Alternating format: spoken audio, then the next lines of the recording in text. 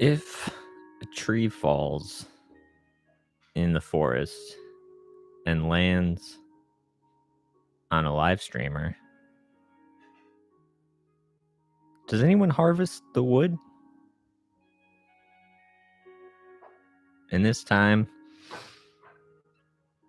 of great and utter insanity. Welcome to What You Up To? My name's Brian. I'll be your host. Oh, so much has happened. So much. Baked some soda bread. There's a whole fiasco trying to do Netflix party. Listen, I tried so hard.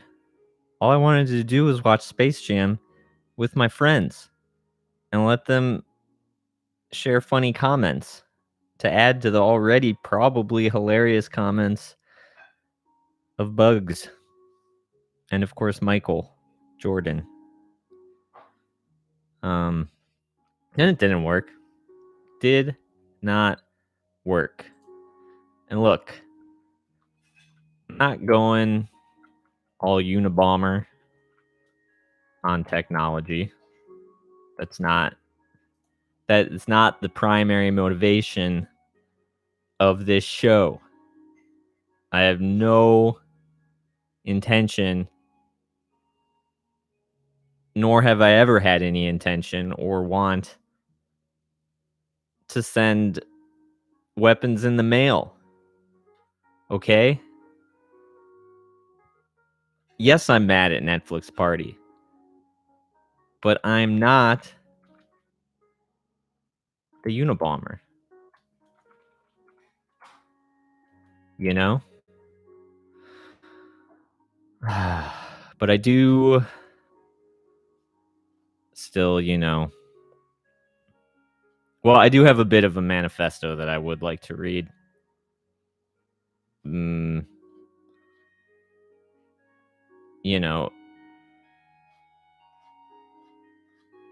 But before we get to that, why don't we check the phone lines, By the way, was that music really loud? I don't know. I was trying to do some tests. Again, I'm not the Unabomber. Okay? But some of this technology these days, I tell you, you heard no music? Oh boy. Well, whatever. That might have been right when I that might have been right when I turned it off. The music. You know what? Let's call some people that were involved in this Netflix party fiasco. Let's see if we can get down to the bottom of what happened and what you're up to. So, obviously most people are working. Obviously. But I'm not working. Have no doubt about that. Hello. Welcome to What You Up To, Nate. I hope dear listeners can hear me as well. I am. Speaking of which, what I'm up to, my boss just texted me. I'm finding that day one of working from home from my antiquated job is we are still under the restrictions that we have to work 9 to 6, and we have to be constantly presenting ourselves as if we have a job or to do, like an urgent job that we have to be doing. Yeah. Do you feel like working from home means that like it kind of limits your ability to pretend that you're working? Yeah, well, it is weird because I feel like I leave my email up so that it makes like a dinging noise when I get an email, and that way it reminds me not to respond to that email so much as to send something in front of my bosses.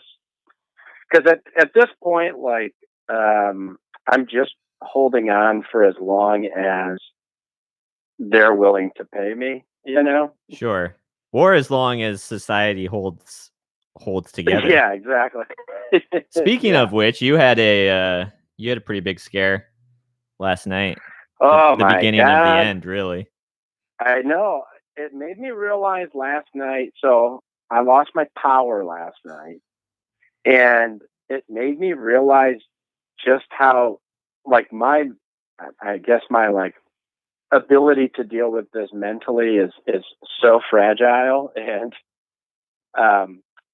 I've been able to convince myself, like, well, you know what? It's like, for a few weeks, like, hopefully they'll put in a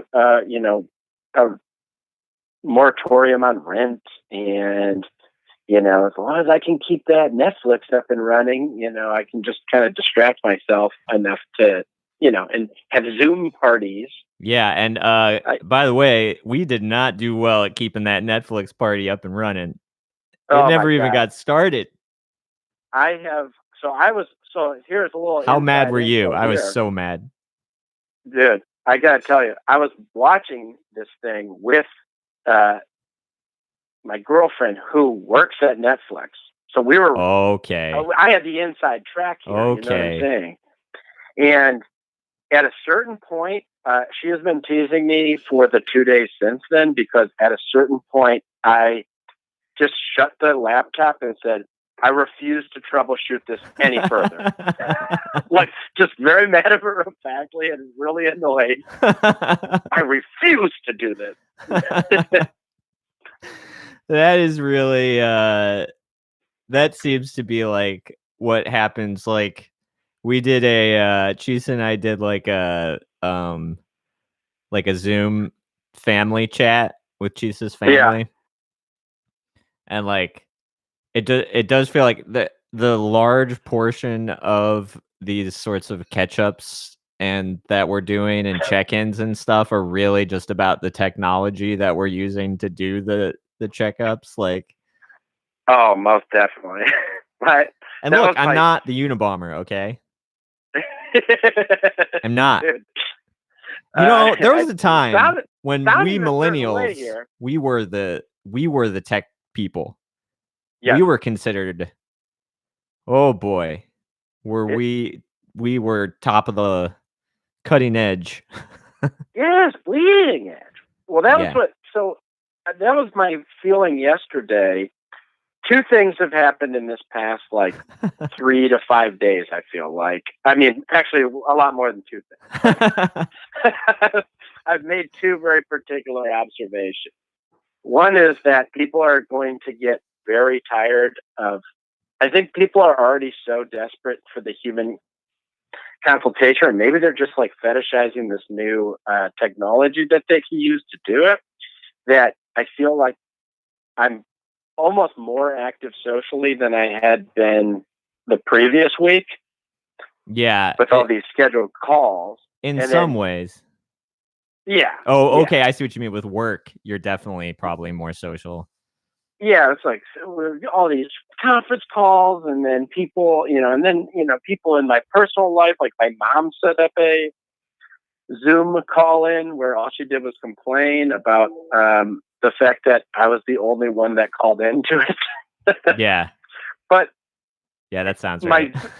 The learning curve on this thing is I can't wait till everybody just understands the technology. I talk to my mom and I'm looking at her breasts the whole time, and not by choice,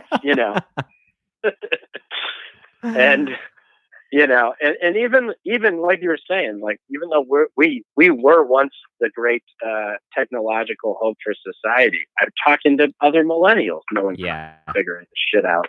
No, I mean, and then no, sorry, go ahead. I understand the way that I'm feeling frustrated with technology is so reminiscent of the way I get mad at my parents and frustrated, like, because, like, still in this, I'm, like, frustrated with my dad in the way that we all are right now with our Right. boomer parents of like Sure. taking so long to take it seriously, not Yes. realizing their age and that like how at risk they are and all that Yes. stuff. But like beyond all that normal stuff, my dad's still sending me texts in this time that are just like emails, that are still he's still signing dad. And I'm like texting him like he'll text me like, how are you guys doing? And I'll be like, this and this. How are you doing? What you watching? And he'll send me like a thing that's just like, we're fine, stay safe. And it's just like, what else do you have to do right now, dude? Like you're That, just like, I know you're just sitting down at the couch staring at the wall right after you put the phone down. Like, okay, that was good. Like yeah, I sent a good text. that is what absolutely boggles my brain. I have one parent who is very much like that. That's how my dad is, and he'll ask me what's up, and then go, "Sounds good," Yeah. you know. Yep. And then my mom, on the other hand, will she'll talk to me for hours on end Right. about the exact like. We talked a little more than we normally would last week because of just all of the updates and all the Sure. the general concerns and whatnot. And in doing that, every single time, like just to call her and be like, "Well, they're going to extend my job for a little bit from home." Boom. I felt like my dad. That was the conversation I wanted to have. Just letting you know. Yes. And then it's an hour and a half of like what somebody at her work did. And my mom's Totally. in this really terrible position too, where she works in the medical field, so she gets to climb on board all of that. Like she's basically my mom's stealing valor. She's a medical biller, but And by that you mean she's walking around in a Civil War uniform. yeah. she has been going. She's been going to her medical office in army fatigues.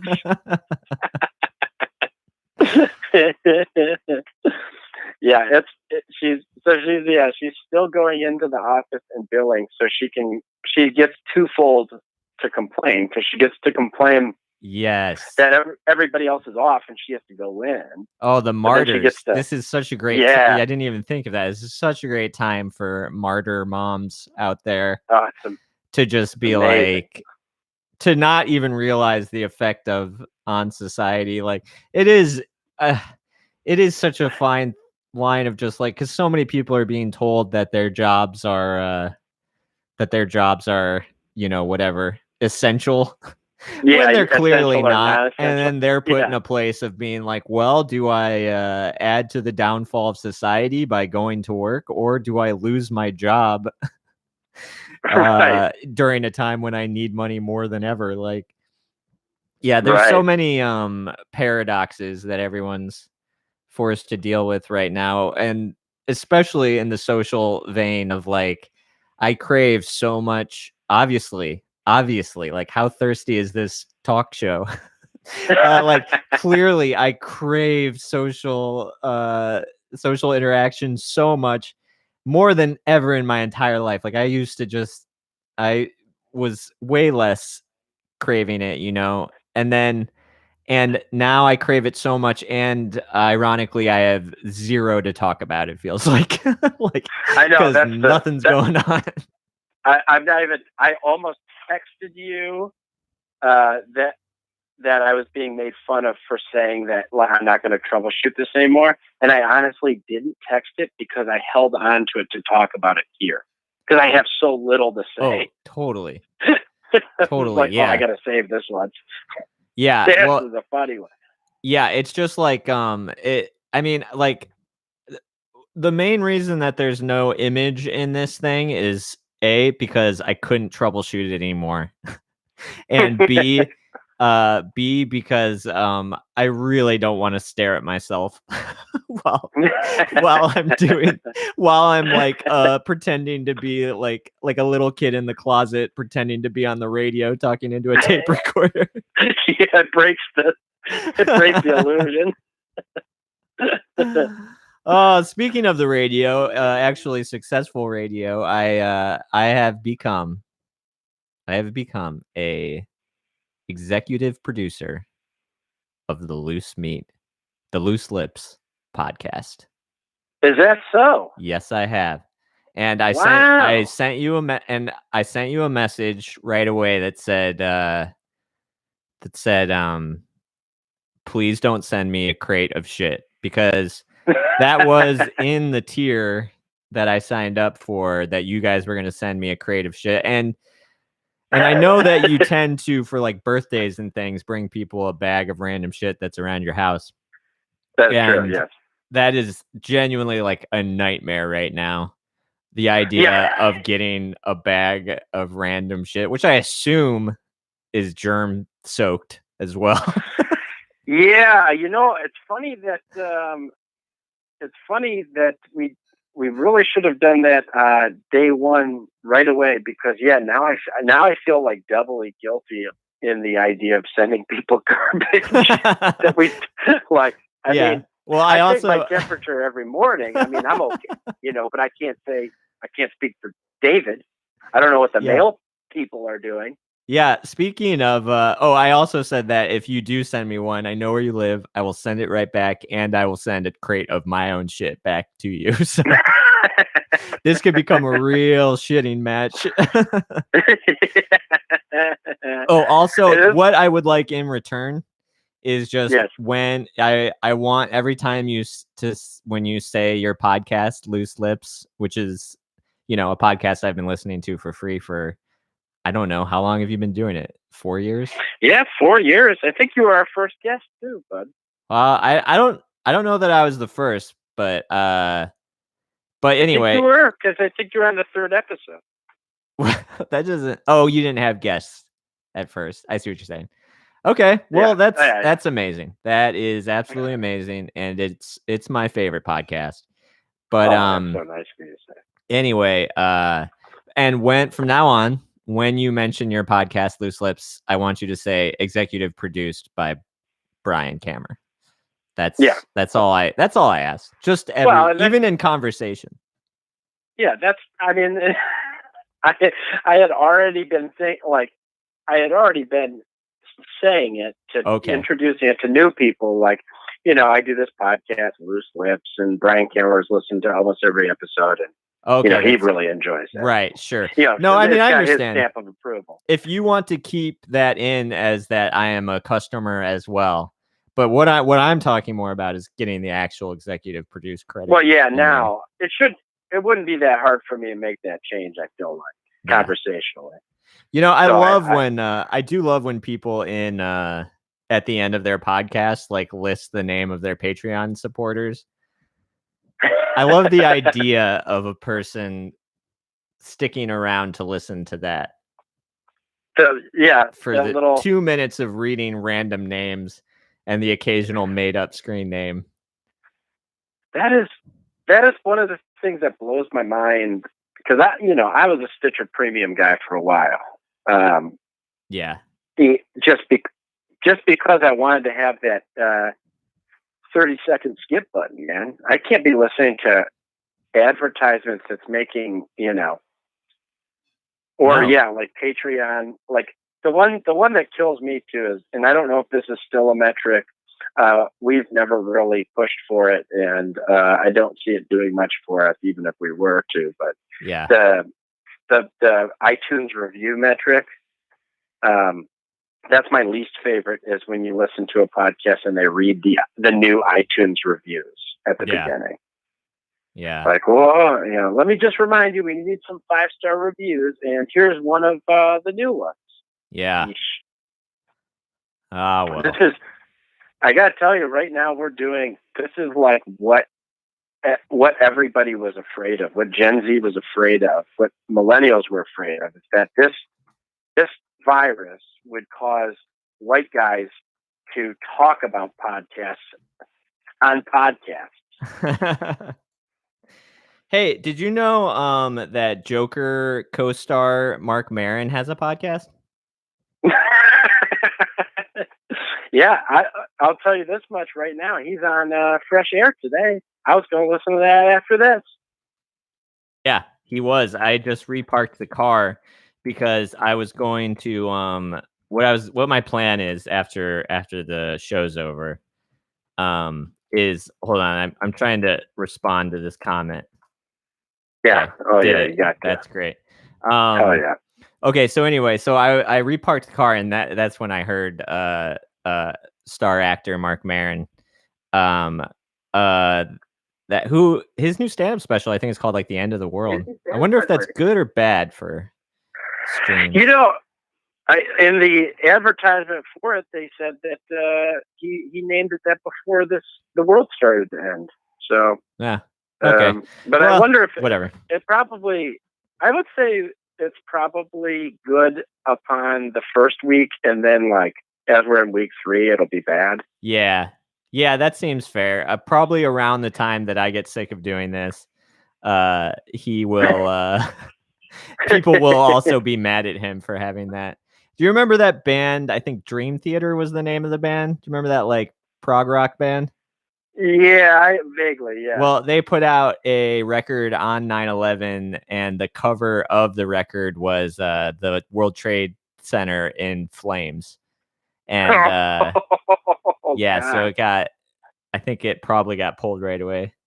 But anyway. Wait, what are the odds? Because wasn't there also like a Boots Riley album that had some other, and I remember there was also a band called the Moldy Peaches that had Oh they yeah, released an album today with New York City's like a cemetery or something. Wow. Wait, Moldy Peaches, was that Ben Queller band? It was, I don't remember. It's all Space Hog on this show. But yeah. Oh, you know what I did buy on 9/11? I bought Rockin' the Suburbs, Ben Folds' album on 9/11. I didn't know what to do. I remember I walked back to my dorm room, watched the towers collapse, felt horrible, didn't know what else to do, and was just like, I was gonna buy this album. I guess I'll go buy the album. And then I did. And I listened to it. That's sick. Anyway, okay, so what was I saying? Yeah, so I moved the car. That's when I heard Mark Maron on Fresh Air for a second. Mm-hmm. And they were talking about Joker.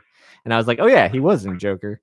But so then my plan for moving the car was that I built this me and Aaron built this like bed system for the back of my Honda Fit for like camping, like folds out and you can like sleep in the back. It's pretty cool. It's pretty freaking cool. But but so I was thinking like partially since your power went out last night, like something goes down, like this city is just one step away, right? And so like you could bug out. Yeah, and I was thinking I might have to bug out. And then I like, started to play out that nightmare fantasy in my brain. And I was thinking like, okay, but it's like Los Angeles, so like I won't be able to go anywhere, But like so like we'll get in the car which is set for camping, and then we'll like drive and suddenly get like stopped on a highway indefinitely until maybe the end of our lives. But then it's like your car's stuck in the highway.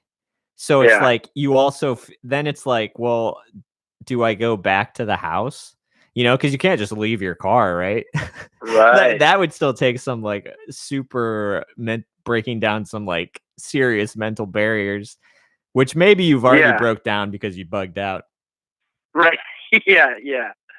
I guess to abandon, I do feel like abandoning house and then abandoning car. Well, once you abandon car, it's over. Yeah, then you're done. So then you're like making a spear out of something. Do you have like an earthquake kit or like bug out food and stuff? Yeah, we have an earthquake kit, and I filled up one of those big like water cooler jugs of water. Yeah. So okay. I don't know. But what also I think we might try to go camping next weekend. But I think maybe all the campsites are closed. Yeah, that's one I don't really understand. I don't know. I know I was listening to the radio today, and they were talking about how they're dealing with beaches right now, and they actually had to close. They didn't close the beaches, but they closed all the parking lots Oh, okay. because too many people were going to the beach, and then they weren't observing the 6 foot, social distancing, Right. 6 foot. And now the 6 foot is a radius, right? You need 6 foot on all sides of you. It's not 3 feet and 3. Yeah, I guess that would totally. Yeah, you can't just like sidle up to somebody. You can't. Because that's what I thought too. And then my my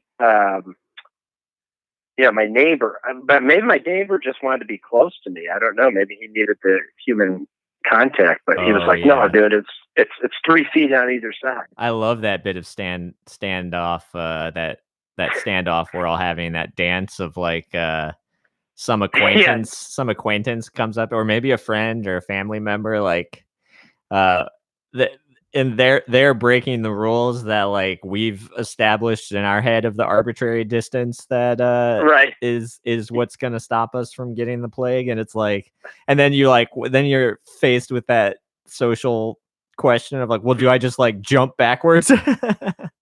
Yeah, Like, or do I sit here and like withstand it, knowing that like this is bad news? Like, yeah, right. you can't win. It feels awful either way.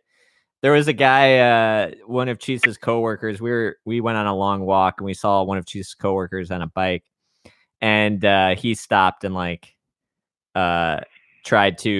stopped and like talked to us and stuff. And but he stopped it was like a busy street, and he just kind of stopped in the road, and we were on the sidewalk. And so I was like in this like dilemma of like, I really wanted him to get off of the street because of the scooter accident. Like, it was driving me crazy that like cars were flying by him, but I also like didn't want him to get closer. So I was like backing up against a wall, just like mumbling. It's like, anyway, Yeah. I'm dealing with this really well. But okay, yeah, let's check the just real quick. Adam Green and Kimya Dawson was it was not That's Ben who it Quiller. was. Well, okay, Kimya Ash, Dawson. what was Ben Queller's band's name? That is an impossibility to me. I have like a mild remembrance of who that person even is. Oh, Ben Queller. Yeah. I don't know what happened to them. Yeah, I'm looking. No one. So I'm looking right well. now.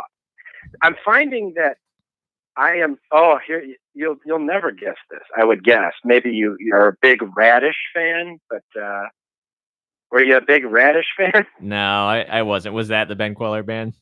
Yeah, it was Radish, and then he did solo stuff, and then he was in a band called the Bends. Yes. That, I think that was pretty brief, but I totally was a big. I liked Ben Queller in high school. Yeah. In college. Yeah, I have. Was he like a CMJ guy or something? Like CMJ? Like College Music Journal? Oh, yeah, probably. I don't know. Okay. I don't remember how I found anything back in the day. Yeah, I specifically found everything I listened through College Music Journal, because they sent you that free CD. Oh, nice. And I got most of my music through I remember if you bought a pair of Vans, they gave you a Vans CD. Oh, that had like, it basically had all the Punk-O-Rama bands on there. Yeah. Yeah, those were cool. I loved mixed CDs, or I liked corporately handed out mixed CDs. Yeah, I loved all the those. bands they were trying to push. I also loved mixtapes and stuff, which is it's always weird now because there's so many songs. Like, so mixtapes were bigger than albums, and so now when I I like go back and listen to that band's full album that I only knew one song from someone's mixtape. And then like when I hear that song, I expect the next, I expect it to go from Tribe Called Quest to like Far Side, not another Tribe Called Quest song. Yeah, Yeah, that definitely. I remember I was such a sucker, and I was one of the people that created the whole music industry bubble and burst. Was because I did buy every first and like I bought every One Hit Wonders album, and I bought all their follow up for whatever reason. Like I never gave up on a band before 2 albums, just so that I wouldn't have money the rest of my life, I guess. Yeah. Yep. But yeah, I remember I actually read an article about how, like, because the music industry's changed so much now, and you can just release like singles, and you can like carefully craft a single and then release albums when you're ready to release an album, because you're not trying to make that huge money all at once or whatever. Because I guess there were in the 90s, like bands, they would like sign bands having seen them once playing a bar show, and then slapdash together like, as many, like, oh, we got to put an album together, everything you've ever even thought of. And so that's why so many albums were so bad. Yeah, totally. Yeah, I mean, a lot of those albums you go back and you listen to, and they're horrible. And I would say also though that I didn't buy those albums really that much. Like there are bands that are 100% objectively terrible, like that I loved. Like 311 was probably one of my favorite bands before like Radiohead. And I probably saw 311 in concert. I've definitely seen 311 in concert more than any other band. Really? Yeah, definitely. Oh, I thought you were just going to leave it at seeing them in concert. So No, you've seen them more than any other band. I've seen them probably like 5 times. Like I was the equivalent of like a Deadhead for 311. All of our friends were. We loved it. No shit. Yeah, it was just a dire town that I grew up in, and then they came through a lot then for you. Yeah, I saw in Cleveland a lot. Yeah, okay. Yeah, because Cleveland's a better rock city than Detroit is. What? Really? Well, only because it's literally in the song. Well, I know, and that's the irony of it. But because Detroit is in the peninsula of Michigan, so you have to go out of your way to play Detroit. Oh, okay. On the tour, I see what you're saying. Like Radiohead never played Detroit; they would only play Cleveland. I mean, I thought you just meant because we got the Hall of Fame. Well, and you got the Hall of Fame, and you got Presidents of the United States of America. They were from Cleveland. I thought so. Pot USA. The cover of Cleveland Rocks. They might not be from there. I don't know. Here, the wonderful thing for now, because we still have electricity and internet, is we don't have to wonder about anything still. That's true. I was a party to somebody trying to remember the characters' names in the movie Clueless, and it was blowing my mind because it's like there's no need to remember them. Just look them up. Oh, speaking of movies, you and I are both watching The Tiger King. Oh yeah. And I gotta say to the 5 people listening, you gotta watch The Tiger King.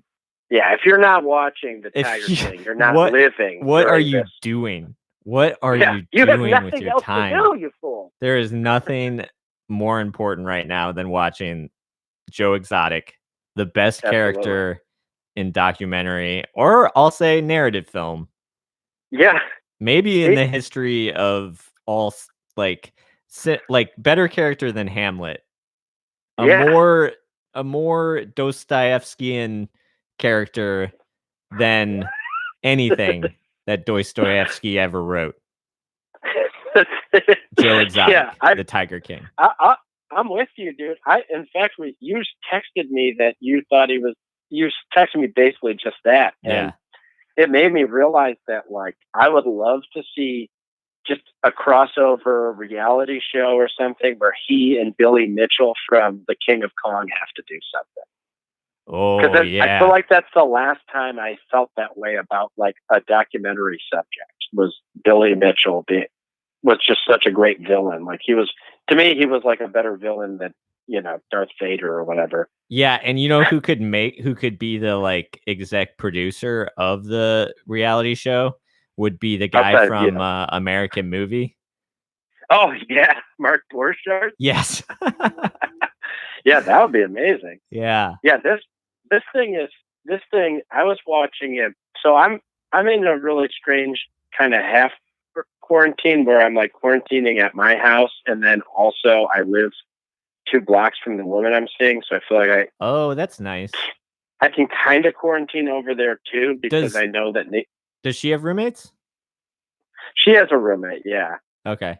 And are they fine with you going back and forth and whatnot? Do they hose you down?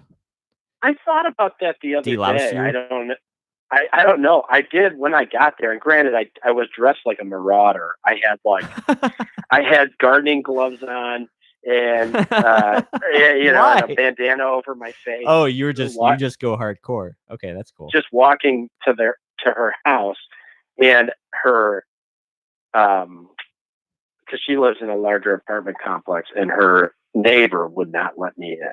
Whoa! Wait, why did it? Oh, in the apartment. One of the neighboring apartment. Like let you into the building. Sure, I wouldn't let you in, man. As recently as a week ago, if somebody was like taking their trash out, they would have held the door open for me to go in, and she did not this time. Yeah. She needed proof that, which I understand, and I also appreciate that they're being a little more stringent with the. Yeah. Well, we're all just kind of making it up as we go along. Yeah, doing totally the best we can. But this is okay. So I should say that this is why that I did not get a job at Netflix and I'm on their unhireable list is because I tell long meandering stories that don't get to the point. But that is in my HR file there. But all of that is to say that when I started watching The Tiger King, I was watching it at her house while she was asleep, and I stopped watching it because it was so good that I was like, she's got to see this. Yeah, you need to share it with someone. I needed to share it. But then I realized after the fact, I could have just watched it because I'd want to rewatch it. Yes. I don't even mind. Yeah, I was kind of pissed when I got through the first episode and realized it was a show. Like I had done the thing where I thought I was watching a movie and then I realized there was like 8 more episodes. And usually like the McDonald's documentary on HBO, I stopped watching when I because I was like, why are you guys stretching this out so long? Like, yes. Oh, agreed. It went because I feel like maybe 2 parts I could do, like a 4-hour, or a 3.5 hour. Yeah. Like a Don't Fucks with Cats or something like that. Like I could do that. And so when I realized there was like 8 episodes, I was like, oh no, they're stretching this out, but I've got time. So I kept watching and like it could have been longer. There's just so much stuff happens and it's insane. It's just the craziest group of maniacs I've ever watched in my entire life. It is so rich, because I felt the same way. I actually said because I wanted to watch it because I had read a little bit about Joe Exotic and beforehand, and I was like, oh, this guy's kind of a maniac. I want to watch this. And I did the same thing. I saw that it was 7 episodes, and I was like, I almost didn't start it. Yeah. And if it weren't for quarantine time, I wouldn't have watched it because I was like, well, I mean, what else do I have to do? Yes. And honestly, by the end of the first episode, I was like, or maybe within 5 minutes of episode 2. Yes. Was when I was holy shit. No, because episode 2 starts off with a real bang. Oh, does it? There's every episode is a complete pulls the rug out from under you. It's completely insane. And this is not to spoil anything for anybody who hasn't watched it yet, but there's a guy that they interview a couple times in it, and he's constantly has monkeys crawling all over him.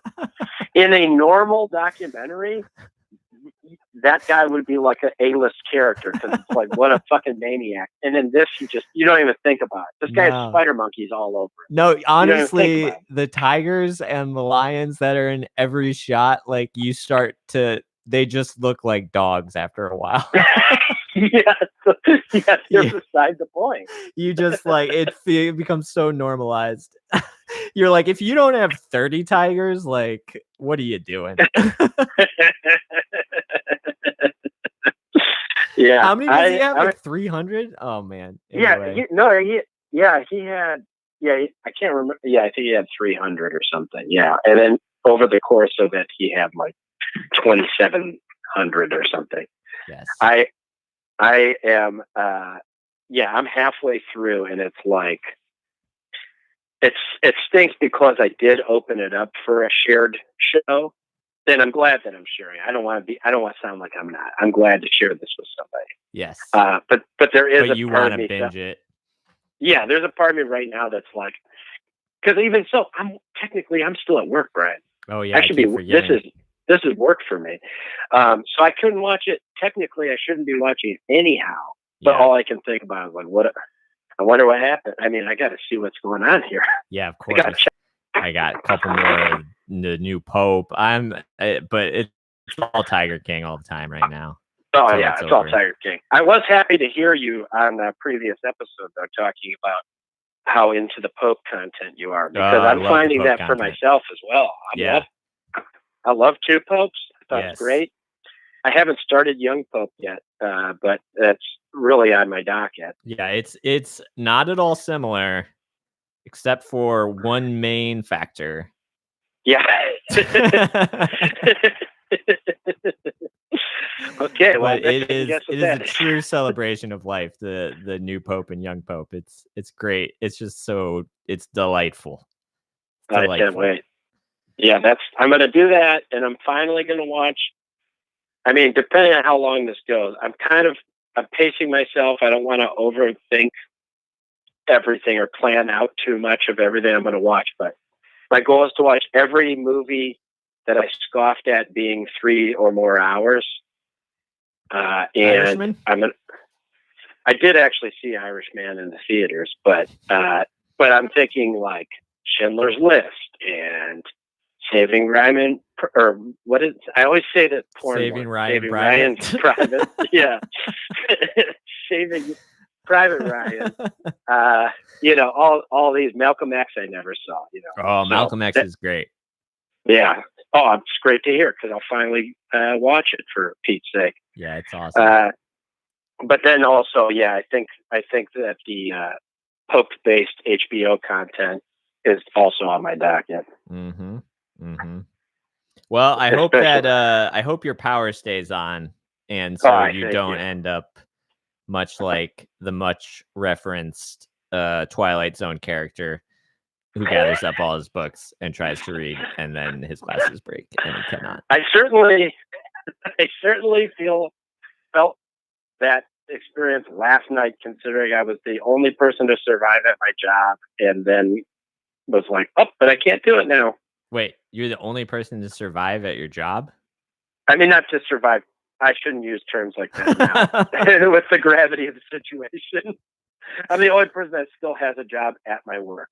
Oh, wow. I didn't even know that. That's also pretty. I'm the bridge.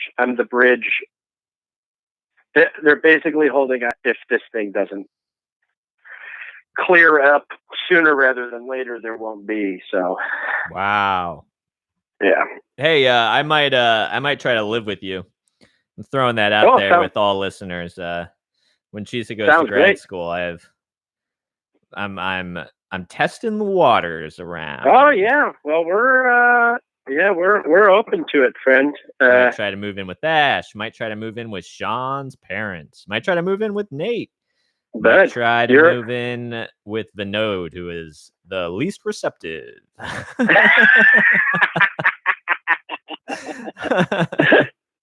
This is his time to thrive. You can't get in the way of that. Yeah, definitely not bugging Vinod with this radio show. Yeah.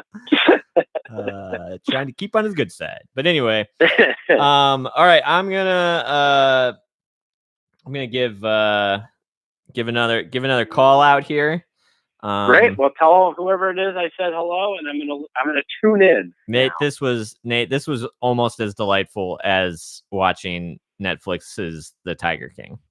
I would agree. Having not finished it yet, I can't say with great certainty.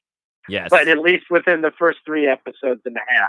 Well, I agree that this was that delightful. I really look forward to the show that I executive produced, Loose Lips podcast, the next episode. As soon as I punch out, I'm going to edit to the most recent episode. So fantastic. I might even do it on office hours for all I know. Hey, listen, man, your secret is safe with me and the listeners. Don't rat him. All right. All right. See you, buddy. Calling. See you, Good talking. Thanks. Bye-bye. Bye. Oh, what a delightful guest. I miss my friends. I miss hanging out. I didn't realize how much of a social butterfly that I am until, you take stuff for granted.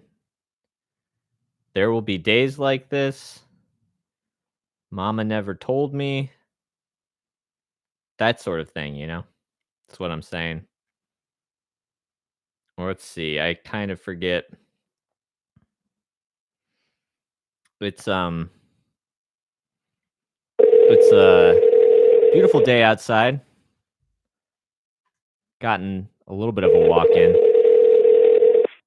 And well, hey there. Hello, welcome to What You Up To. Well, how you doing, Ash? Hey, well, first of all, men only want one thing, and that's to know what you're up to, and and I find that disgusting. But it's really toxic. It's very toxic. I'm just minding my own business, and then some man has to call me and ask me what I'm up to. Yeah, no warning. I just don't understand. But no, I'm doing good. I mean, I'm in many ways the same as the last time we spoke. I'm still waiting on a call from IT.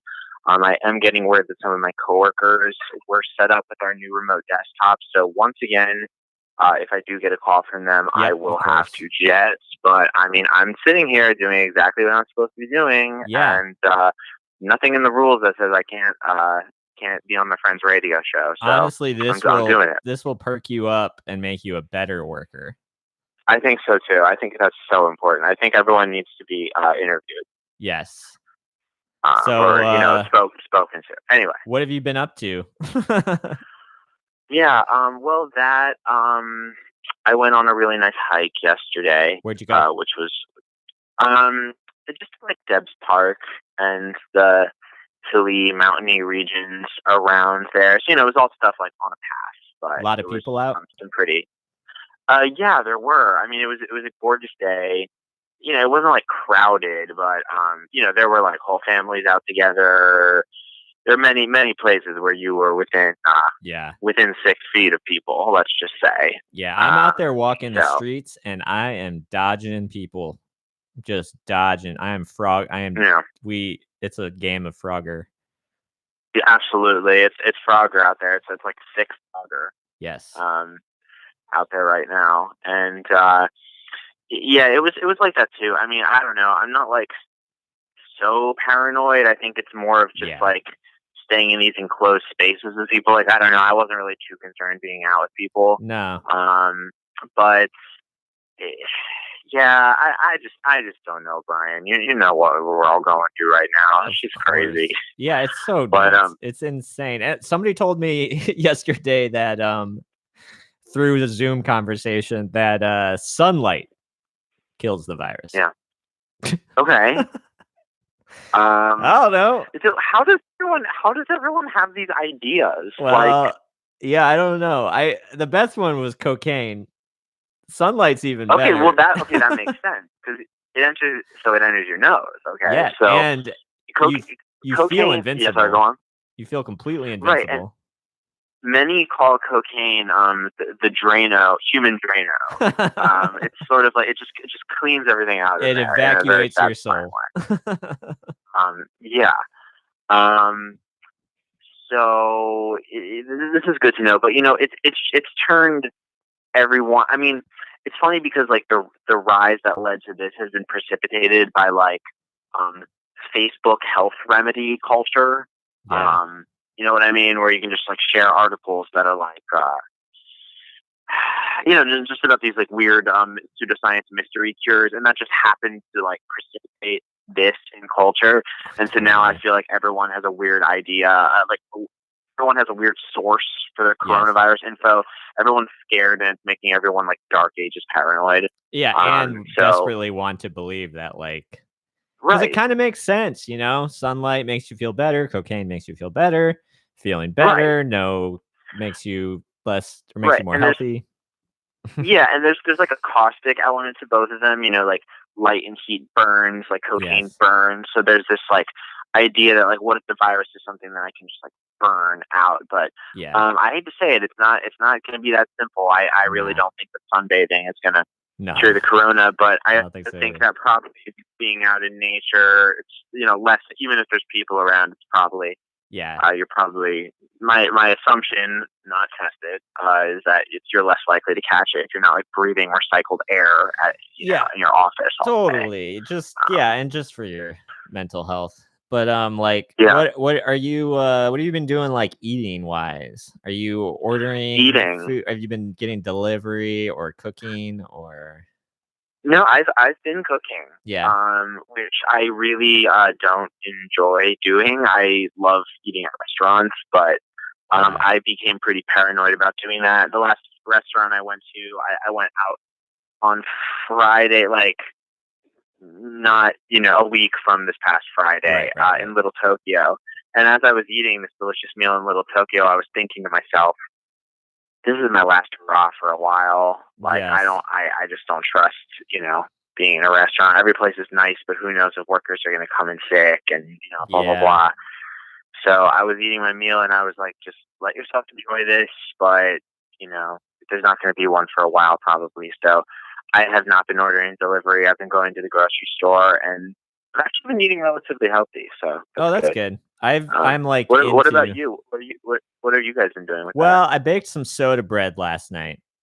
Oh, wow. Turned out really delicious. I didn't have any buttermilk, so I used yogurt because we needed to get rid of our yogurt, and it is delicious. About a third of a cup of sugar, a little baking soda, a little baking powder, flour, and one egg, I think, and and about and some yogurt, and it was. Who figured this shit out? I'm telling you, I don't know. It's like we shouldn't know this. When you're sitting, when you're smoking a bowl with a group of your buddies, and you're 16, and someone says like, "Dude, who figured out that like who was the first one?" Like origin stories really start to become important in your mind. And I think baking is one of those ones that I'm like, what? Like, what? It's fantastic. It's so amazing. It's one of the closer things to witchcraft that we have access to on a daily basis. Like mushrooms, I get. Yeah. Mushrooms, that's fine. I get that. You want to know my theory for weed? Yeah, I do. This is my theory, is that a bunch of people sitting in a cave, they're cold. Yeah. They need something to throw on the fire. Yeah. They grab some weed. They toss it on the fire to burn because they're cold. Yeah. That fills up the cave. They hotbox. Bam. Yeah. That's my theory for how it starts. It makes sense. Makes sense. Like you can see that. It's like, why you can find yourself in a situation where you might naturally combust this plant, and then you might learn about the effects. Right. But who the fuck is like grinding down like grass? Yes. Exactly. Like, I'm sorry. Listen, and I'm by the way, I want to point out I am dead sober right now. I'm at work. Yeah. Okay. I've been pretty damn sober for 4 years. Fascinating. True. And yet these questions have not gone away. Only more questions have opened up. Yeah. Totally. Or like, I guess hungry people. Just think about the stuff they ground up before they got to think about it. Or wheat. Yeah, they probably ground up fucking everything. Those poor assholes. Have you read that book Sapiens? No, not familiar. It's a pretty interesting book. They kind of do a bunch of blah blah theories, origin stuff. Kind of like, how did humans start and all that kind of stuff. And, it's fun to read and be like, maybe that's right. But one thing he was saying, or like one scientific argument, is basically that like wheat is like in charge of the world, like because we cultivate it so much. Like we've made it the most the most prolific life on this earth. Like, and somebody was saying the same thing with like cows, even though we're like torturing and killing them. Like there's so many of them, maybe they're just waiting, Right. They sort of run the whole earth if you think about it. Like, yeah. No, that definitely makes logical sense to me. Yeah. Who run the world? We. As it has been said. Also, not to quick change subject, but please do. I had a moment. I don't know if you saw my comments in the chat, but during the Moldy Beaches, I had a moment of like podcast here, where you're a podcast or radio show, and possess information that is being served. Yeah. Oh. For a moment, and I hate that feeling. I think it's something similar. It's like a mixture of FOMA and like it's so many different things. Yeah. Like but it's also worse because so many of the podcasts I listen to are made by friends. Yes. And like whenever somebody says something, even if it's just an opinion that I disagree with, like I remember then that I'm not at a party with my friends where I can like chime in and talk back and say like, no, you're misremembering that movie or something like that. Yes. Like yes. I wanted and then to I text them immediately. That's what I did. Yeah, I basically wanted to, like the electric gremlin in Gremlins 2, I basically wanted to like electric gremlin myself into the YouTube right now and just be like, the song is called NYC's Like Graveyard, track 19 on the Moldy Beaches debut album. That was not shelved after the September 11th controversy, drawing much critical ire.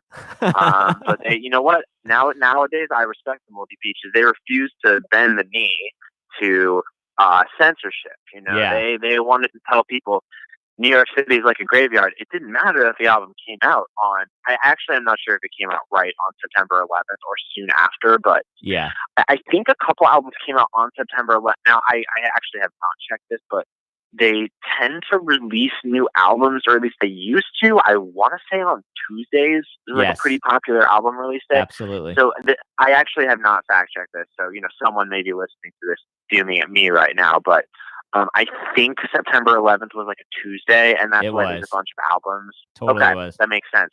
Because also famously, like Glitter, this is not an album, but like the movie Glitter came out on 9/11, and that was like part of the reason why that was a commercial failure as well. Oh, sure. Yeah, that's what did it. But there were a couple albums. There's like some hip hop album by a group that's not famous really anymore, and the image gets shared around a lot, but it's like literally the hip hop group on the like exploding Twin Towers. But it wasn't like inspired by the terrorist attack. It was like they made this they made it before. They made this visual before. It's like crazy. Like Dream Theater. Dream Theater is the same thing. It's just the top of the Trade Center in flames. It's really weird. This is the type of stuff that makes you think about like psychic projections and like blah blah blah. Collective unconscious, there was this, right? yeah, there was like absolute collective unconscious. Like something about the World Trade Center was just like so powerful that like forces around the world, both actively seeking to do damage and also just people making art and people thinking about things. Totally. Everyone wanted to blow up the Twin Towers. Like it's just, I don't know. Like I don't know how all of this is possible otherwise. Like on any given day. I don't know, Brian. These are the things that keep me up. Listen, well, it comes back full circle, and I do feel the need to remind everyone that I am not the Unabomber. However, I do think that people, if they're interested in some of these really deep shit that we're getting into, they need to watch the YouTube video Back to the Future predicted 9/11. And, I think they really nailed it. So, wow, that's an important thing. And that's also, important. Like, you can like an artist like the Unabomber and not support everything they've done. Can we separate the art from the intent? Wait, no, the art from the artist. Like, right. Listen, I mean, I think it's pretty undeniable he was a good writer. Those bombs were elegant. Right. His writing. He and Chris Dorner should have written like a TV show together. Oh yeah. Chris Dorner was actually into pop culture, yes. I think in that manifesto he was talking. He didn't he make a bunch of shout outs to like celebs, like yes, he did, Mark Ruffalo. Listen, bro, you're really doing it. Like Mark Ruffalo is gonna be like, okay, I was a little worried I wasn't doing good. I don't think I would even. I mean, I think I'm even thinking about Dorner because I was just listening to your convo with Nate. But I mean, Nate and Loose Meat's influence, I think, is like the only reason I even know about. Right. No, I think David read it on a podcast. I think it was one of David's reading corners. A legendary audio event within our friend group. I'm very pleased that he did it. It opened my baby brain to new possibilities. Absolutely. Much like the first time that someone accidentally burned and inhaled marijuana. Yes. Our brains have been opened. Ever since. My third eye is wide open, baby. Bigger than it's ever been, I would say. Yep. You making any music while you're holed up? You know what? A little bit. Honestly, I've been focusing more on the podcasting right now. I am making music with my team, the Oracle, which is me and my friend Schwartz and Riley. And actually, I do have a new song coming out soon. I may have talked about it, but that's been in the works for a long time. But I have been working really hard mostly on Boys Bible Study this week, and in fact, we just launched our Patreon yesterday. Great. So, yeah, thanks. I'm really excited. It took a lot of work to get to that point, and now I hope that we can just keep generating content, and more people will join. But totally, I've been listening to it on my long walks. Boys Bible Study. Oh, thank you. Yeah, we were texting about it the other day. I really appreciate that. It's been going good. We already got 4 people on the Patreon. I haven't even made a formal post about it yet, but we're getting some nice feedback. So I hope over time we're going to be making Chapo money, baby. Oh yeah, we're going to be making Doughboys money, baby. Sure of it. Have you been listening? One day. I started listening for the first time because I know you've been trying to not very hard.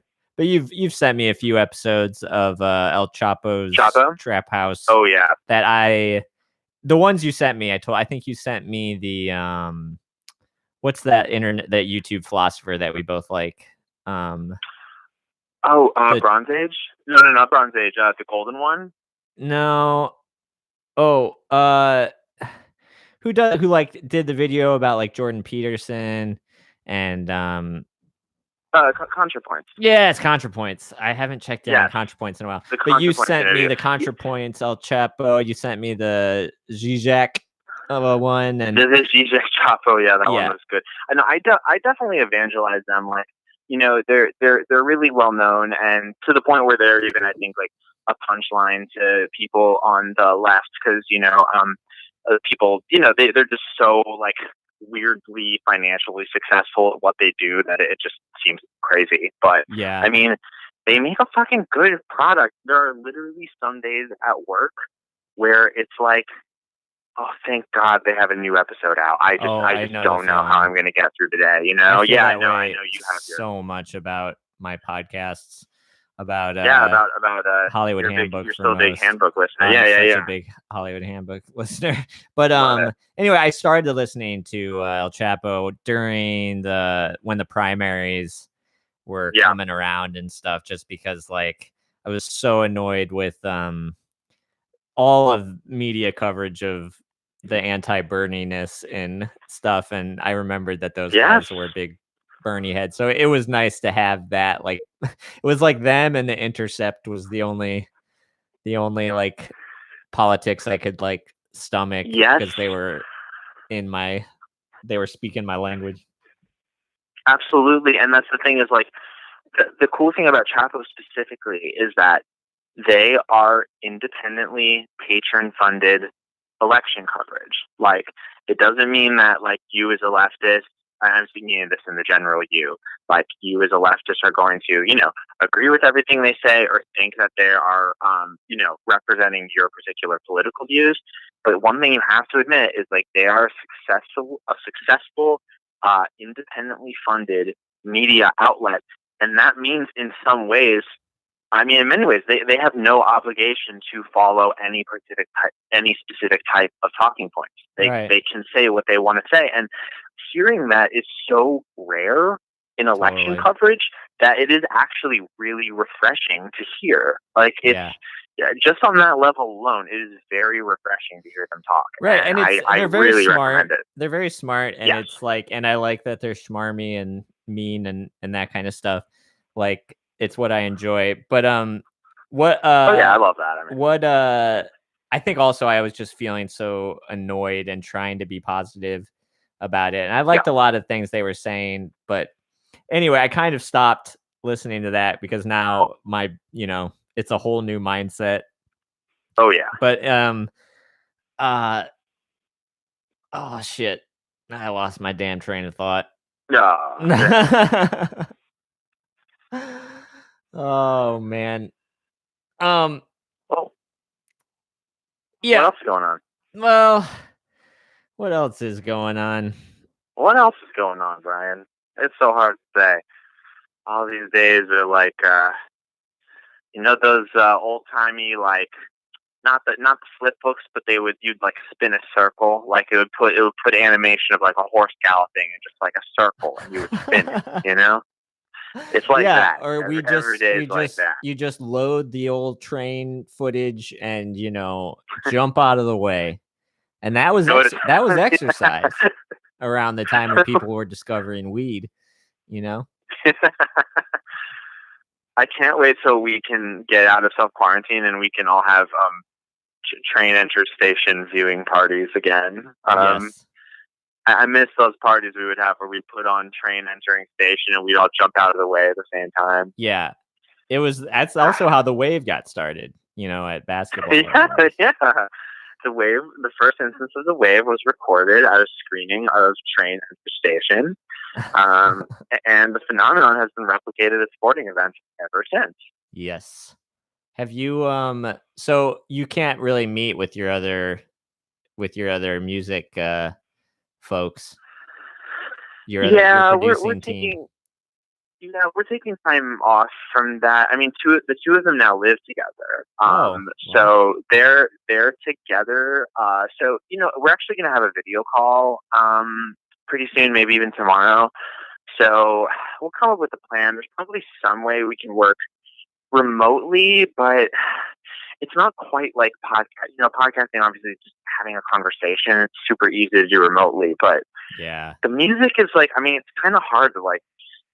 No, I don't know. I mean, get it. We haven't really tried it, but it seems like it'd be very difficult to coordinate that over video call. Yeah, music kind of feels like you're like casting spells or whatever. So it's like it doesn't really it doesn't like you wouldn't want to jam with somebody remotely or like it would feel it's like a little bit too much space in between. Why do we do this shit, man? Music is so fucking stupid. It is so dumb. I love it. I love it. It's God so damn it. It dumb. runs my entire life, but why Oh, are yeah. we doing this, Brian? Yeah. We could be fucking. We could be management consultants, Brian. We could be. We could be hedge funds. We could at least be giving We like could be- real estate tours. Yeah, we could be. We could be slumlords. Like we could. Be doing Totally. so much. Yeah. One of the jobs that I applied for that I didn't get that I've wanted more than any job was a haunted LA tour guide. Oh. I was like, Yeah. they never got back to me, Oh, and it was too bad. so disappointing. You'd be so good at that. I feel like I would have been great at that. Like I would have Oh my been God, like you would have been Timothy so good at that. Speed Levitch, of do you know that guy Speed Levitch? I think it's Levitch. No, not at all. Familiar. So it just sounds like gibberish. But Yeah. he like I think he's in Waking Life. I think he's got a segment in Waking Life. But he has a documentary about him called Cruise, and he was like a kind of like he did a lot of speed, and he was a poet, and he would give bus tours of New York City, and they would just be these like long rambling poems about like Edgar Allan Poe and the history of Central Park and stuff. That's pretty cool. Anyway, it's a pretty cool documentary. Yeah. But anyway, that would have been me on Haunted LA. You would have been the poet laureate of Totally. Hollywood tours. I mean, that's what I would be doing today. And I would have given it all up. I'd have given up music. Yeah, that's very romantic. Yeah, that's a very romantic notion. I completely understand why you fell in love with that idea. And, I still hope for a future where, we can do our 10-hour per week jobs of, giving haunted Los Angeles tours, and then like have enough money to comfortably rent our little studio apartment and pay for our various podcast subscriptions, Yeah. I think that a dignified future is possible, and I think that there should be some sort of like New Deal style policy to give everyone a job giving haunted tours of whatever city they work at. Yeah, the Ghost New Deal. the Dead New Deal. One day, this is just listen. I'm just like I always say. I don't have the answers. I just have the questions. I'm just putting the ideas out there. But I think you're onto something with this. Well, I appreciate the support. You know what? I am clearly getting a little brain dead after talking, and I tell you, Ash, you've been talking a long time. I tell you, Ash, these push-ups aren't going to do themselves. So yeah, I feel you, but it's been really fun being on episode 3. I so appreciate fun. Can't wait to listen to you on Boys Bible. Bible Study. Thank you. And, Patreon.com/Boys Bible Study for all the people out there. Check out Patreon.com/Boys Bible Study for bonus episodes, baby. There you go. That is great news because I need that content. But listen, good luck with work. I hope they don't call you. Or maybe you'd want them to call, and then we'll give you something to do.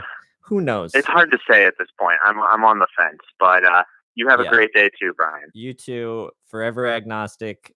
It was good to see. Good to talk to you. You too. Okay. Bye now. Bye. Alrighty, everyone. That was a great time. I feel satiated. I feel so much better after that. Thanks, Nate. Thanks, Ash. Maybe I'll start doing this at more of a regular time, but for now, maybe I'll just keep texting everybody and that sort of thing. Tell your friends. It's usually going to be around this time, I think. I don't know. Maybe evenings would be cool. I don't know that it really matters. Anyway, this is really fun. Bye, everybody.